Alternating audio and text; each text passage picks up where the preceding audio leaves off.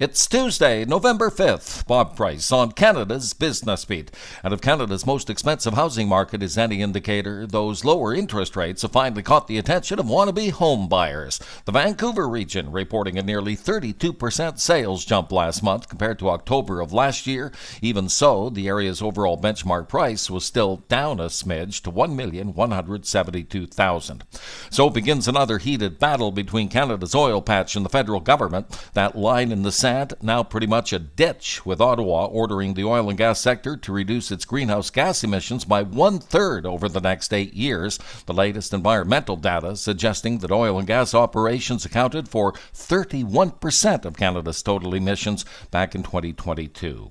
Thank you for choosing one of Canada's most listened to business podcasts, updated Monday through Friday and heard around the world on X and wherever you get your favorite podcast, including Apple and Spotify. Canada's Business Beat. The more you listen, the more you know in only 2 minutes.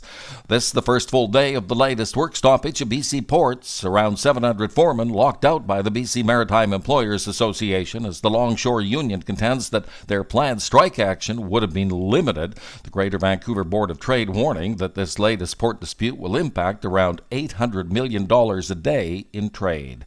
Oh, but Canada's courier business is apparently doing well. Mississauga-based Cargojet showing a third quarter profit of $29.7 million, $10.5 million a year ago. Downward pressure on Restaurant Brands International stock as the Tim Hortons and Burger King parent reports lower than hoped third quarter sales. In fact, Tim's was the company's only brand to report a sales lift of 2.3%. RBI's bottom line, $252 million, unchanged from a year back.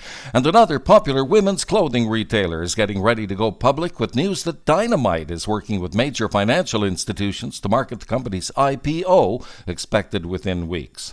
And that's going to do it for your U.S. Election Day Tuesday. Thank you for listening. Bob Price on Canada's Business Beat.